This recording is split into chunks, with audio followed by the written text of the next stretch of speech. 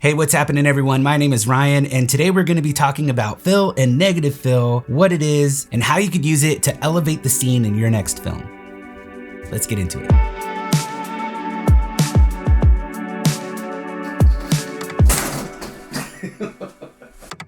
So today we're talking about lighting techniques, and in particular, we're talking about a lighting technique that will tend to get overlooked. These are tools that we could use to fill in the shadows and even remove some of the light within the shot to help shape the tone of the scene and create contrast. Okay, so let's dive in. First, let's talk about fill light. Fill is referred to the light being used to fill in the shadows within your scene. Now, this can be used as little or as much as you want. It really just depends on the scene you're trying to create and the look and feel that you're going for. Here's an example of some fill light in action. Seeing these side by side will show you a good example of how deeper shadows can give you much more of a dramatic style look versus an overall brighter look when the shadows are lifted. It just looks a little bit brighter and a little bit more normal. Now, there are mainly two types of fill light for the most part. First is the fill light. This could be used with the softbox to reduce the shadows created by your key light. And the other is a bounce fill. This would be used to bounce your key light off of a white surface to bring up the shadows on the opposite side of your subject's face. Now, I like this technique personally. If I'm gonna use a fill light, I most likely will use a bounce because it's gonna be a much softer look on my subject. Now, the one thing to keep in mind with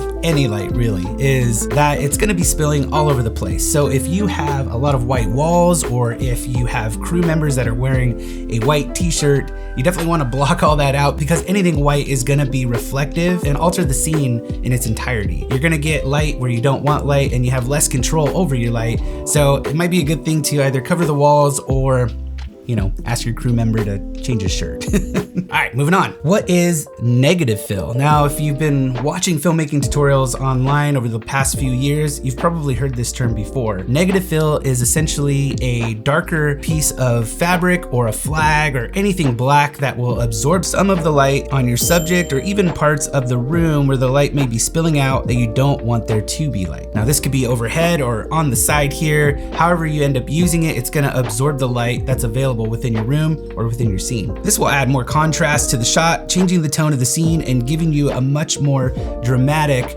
or moody style look, which I like personally. So here's an example that I shot first without the negative fill. We have a nice cloudy day giving us a nice big softbox and softer light on our subject, but our whole subject is lit up, and I wanted to create a little bit of depth on our subject, the subject being myself. So I added this black curtain. Now, this is just something I had lying around. You absolutely could just use a black bed sheet or even a black t-shirt, which I've actually done in one of my videos here. So that's a good example of how to use negative fill and how it can look side by side with and without it. However, the best way to utilize this technique is when using studio lighting in a controlled lighting area. Now, this is definitely not gonna work in all cases. If you're in a room where it's naturally darker on one side and lit up on the other side, maybe from studio lighting or window light, then negative fill really isn't gonna do anything. There's no light to absorb. It's doing nothing.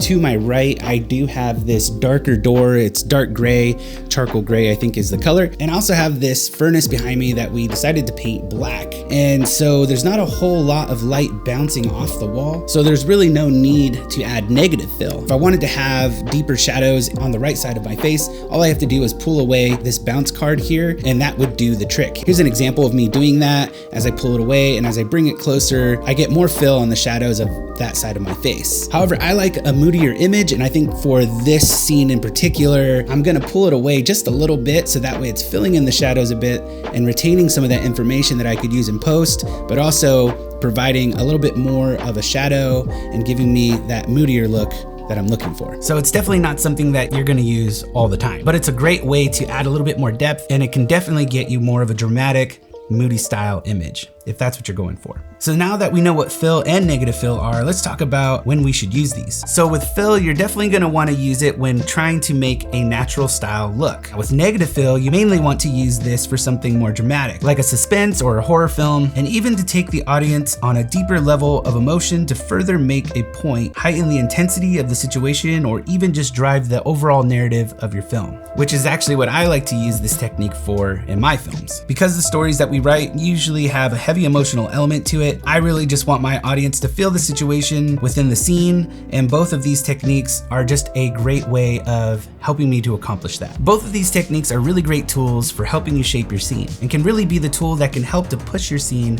just a little bit further. However, it's important to know that one or even both of these techniques may not be necessary for every single scene or even your overall film. It's really up to you as the filmmaker to figure out what you like and what the feel and the tone is for your particular scene and even your overall film. There are so many different techniques in lighting and camera movement and overall storytelling that you could use to help you create a beautiful cinematic scene. So I just want to encourage you to play around with these techniques, practice them as often as you can, and see what works best for you. Well, that's gonna do it for me, you guys. Thank you so much for joining me on this quick tutorial. If you like this video or you learned something, please click the like button down below.